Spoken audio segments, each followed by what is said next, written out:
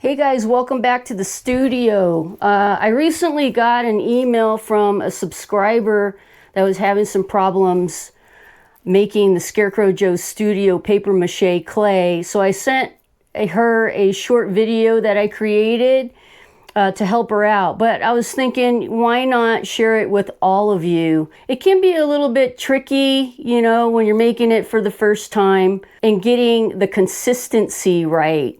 You know, if you get it too sticky and gloopy, it's going to be a mess to work with. But if you get it too dry, you're going to have problems with it sticking and adhering to your paper mache surface. Now, the paper product is cellulose fiber insulation, and you can pick that up at any kind of like home improvement stores or hardware stores. Usually will have it. Comes in a big bale. If you've watched my tutorial on tools, materials, and how to make clay, I do show you how to make this clay, and I also show you how to make a different variation of a paper mache air dry clay as well in that video. But I've had a lot of viewers that have recently watched how to make a paper mache jack-o'-lantern from start to finish. That's the name of that tutorial.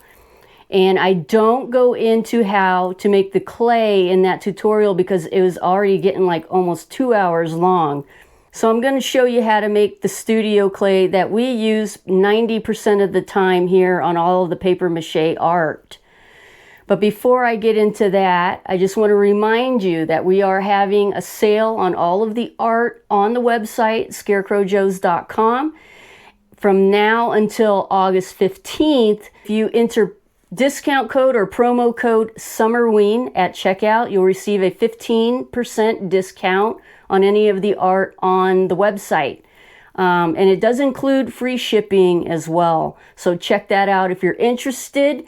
If you're new to the channel, don't forget to subscribe. I've got lots of tutorials coming up. And so let's get into making this clay.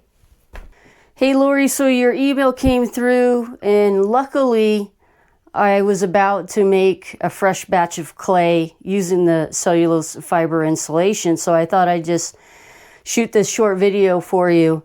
In this bowl here, I have my paste that's already mixed up, and the paste is just cheap white flour and water, and I mix that to kind of a thin pancake batter-like consistency. Make sure you blend it well. I use a hand mixer, so I'm just going to go ahead and blend this real quick.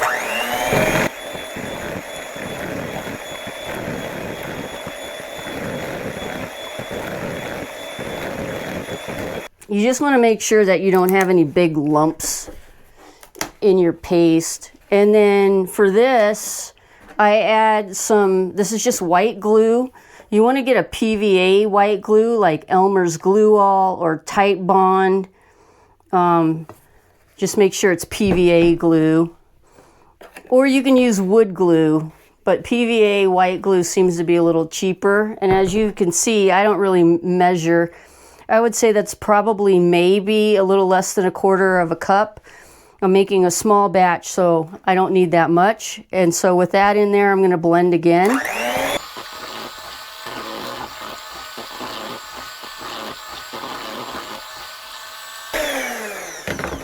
So that's all blended up, and then I go in with my joint compound. You can use any drywall joint compound except for DAP brand. So if you are using DAP brand joint compound, it's not going to work. I don't know why, but there's something in it that just doesn't work. So I'm just putting a little bit in there. I'm going to put a little bit more. Again, I don't really measure, but you don't need a lot. Maybe that's another quarter of a cup, something like that, but it really doesn't matter. You just want to get a bit in there and then go ahead and blend it again.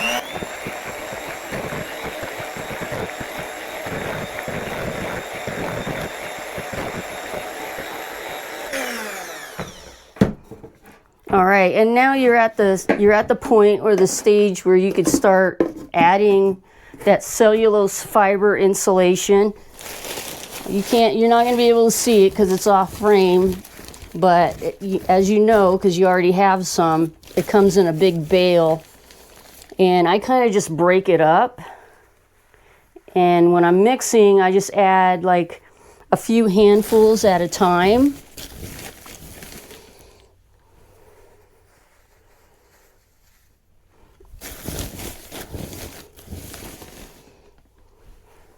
So once I get a few handfuls in there, I kind of press it down a little bit so that it doesn't fly out everywhere. And then I just start mixing.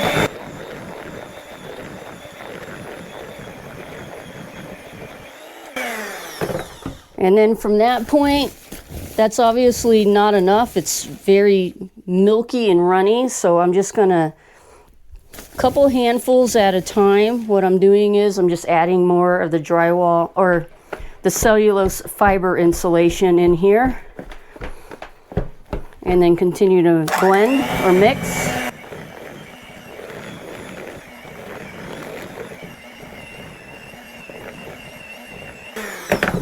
I could tell by looking at it that that's still not, I mean, you could tell that it's not workable. I'm going to keep adding cellulose fiber insulation in here.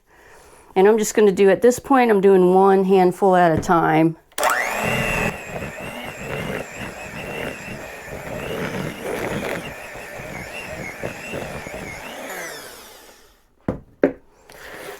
And then I like to kind of go in, feel it, that's still very, very wet. So once again, more cellulose fiber insulation. And it's going to get to a point where your blender, your mixer, or at least for mine, because mine's not a very powerful mixer, but it'll be very, very hard for your mixer to mix in or blend all of this stuff. So at that point, I just kind of go in and start mixing it by hand, just kind of kneading it by hand. I'm going to add some more.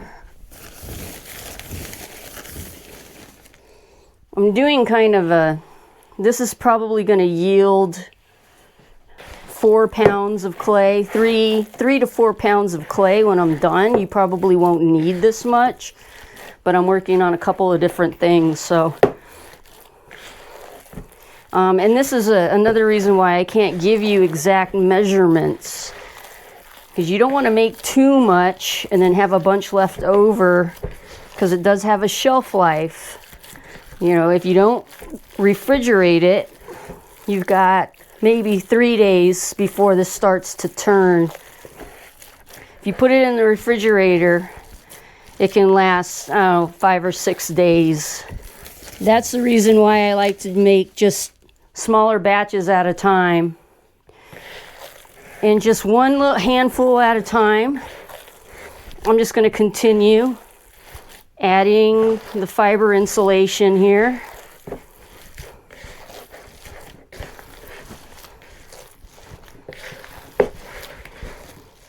Making sure I'm mixing it well. If you've ever made bread or anything like that, this is kind of, you know, mixing like that.